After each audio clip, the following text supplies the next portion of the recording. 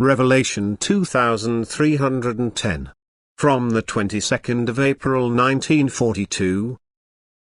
Weakness of will, shortcoming. Responsibility. Word.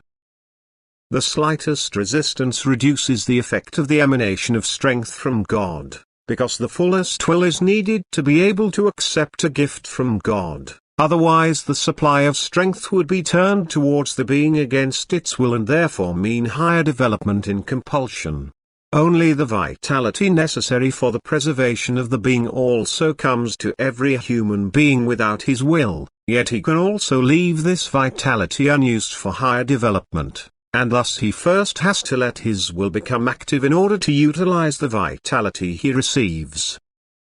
Weakness of will is a shortcoming for which the being itself is held responsible, for the strength to carry out its will is constantly supplied to it as long as the human being dwells on earth. Thus what the human being wants he can also carry out if it applies to the transformation of his soul. For this only requires a life of love.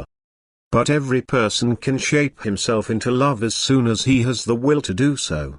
He can be good towards his fellow human beings, and that is all God requires of people as evidence of his love for him. And in order to be good the human being only needs to want to, then he will also be able to do so, for God gives him the strength to do so by giving him life and sustaining it. He demands nothing but love from people, for people emerged from a love and, after an infinitely long time of separation from the one who is love in himself, they should return to him again, and this they can only do through love.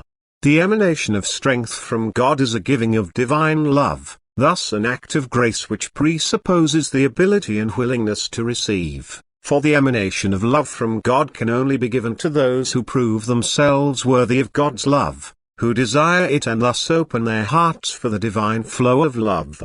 Divine love does not deny itself to them, it gives itself to them in the Word, which is God's greatest proof of love for people and will remain so for all eternity. Amen.